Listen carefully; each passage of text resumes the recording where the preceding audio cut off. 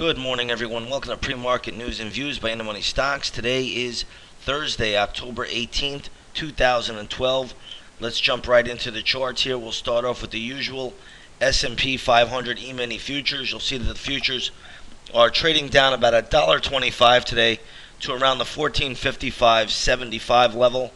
Once again, when the futures are lower, it usually tells you the dollar is a little bit higher.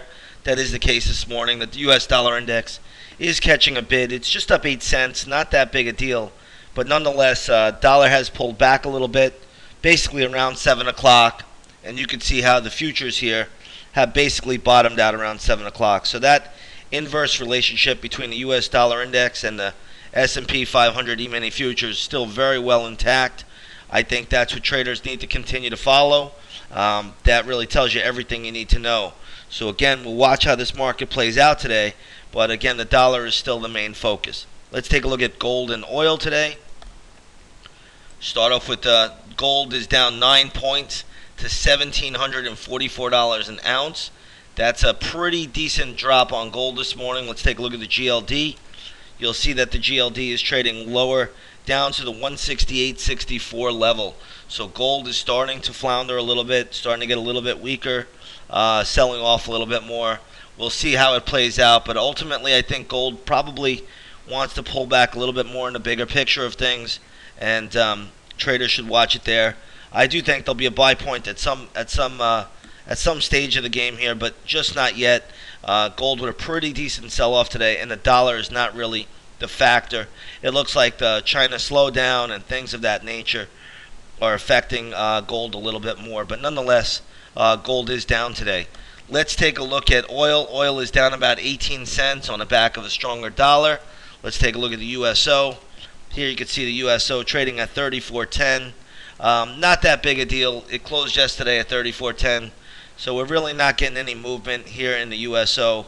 And light sweet crude, as I said, only down about 18 cents at the moment to $91.93 a barrel. Still very expensive if you ask me.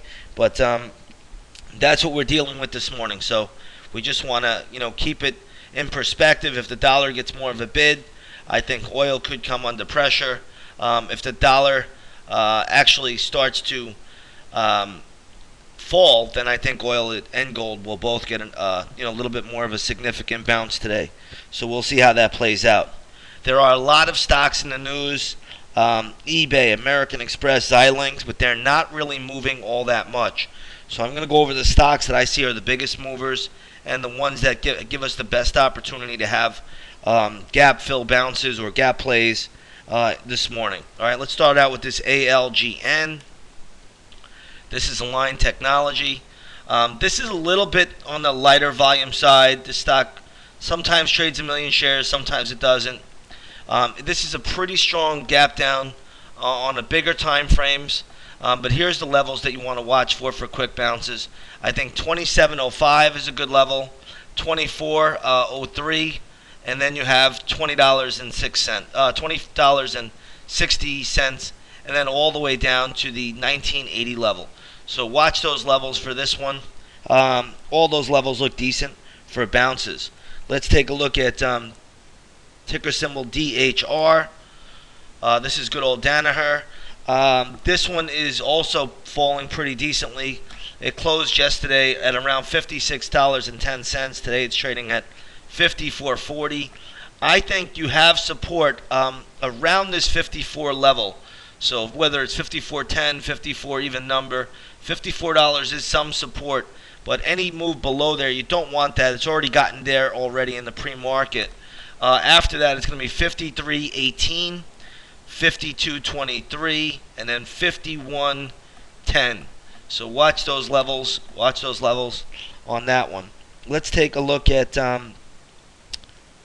GIVN. This was another one. One of the members, John C., typed into me. Again, this is getting a nice little pop. I don't know if there's a lot more up here. Right now, I'd watch that 17 level to be very, very good resistance. But this one is catching a nice little decent bid.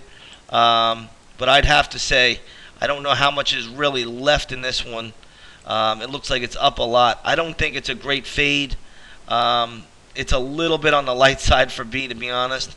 So I'd have a tendency to just stay away from it. But 17 looks to be a fair amount of resistance. Then you're going to go all the way up to $18 even number, and then to $20. But this one here, it's just a very, very thin name given imaging.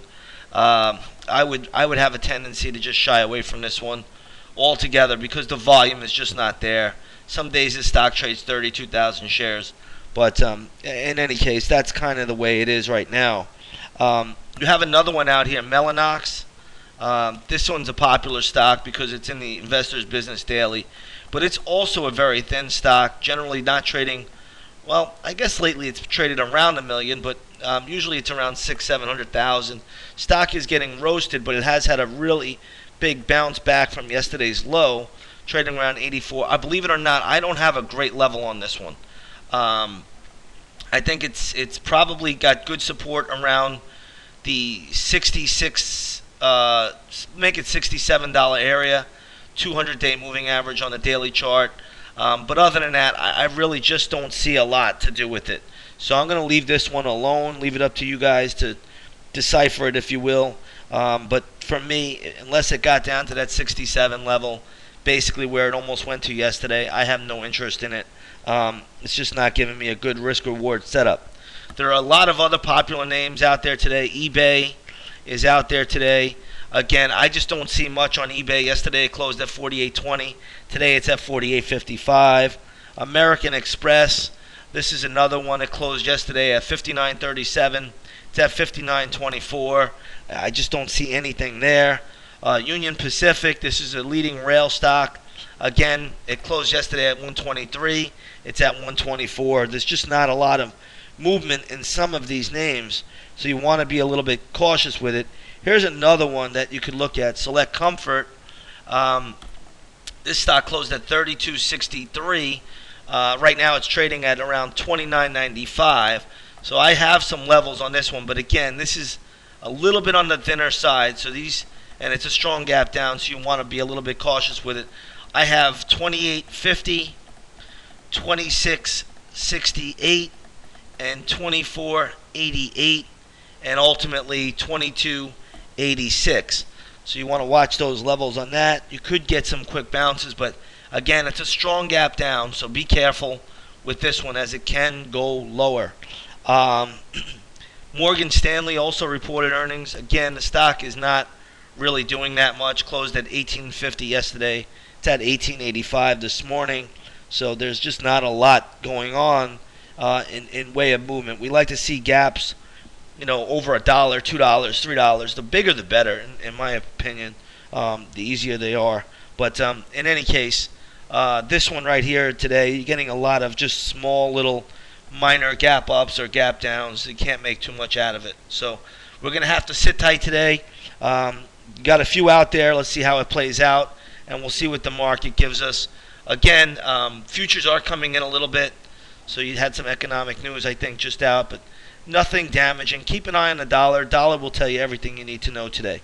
With that said, everybody, have a great trading day. We will see you on the charts tomorrow. Take care, everyone.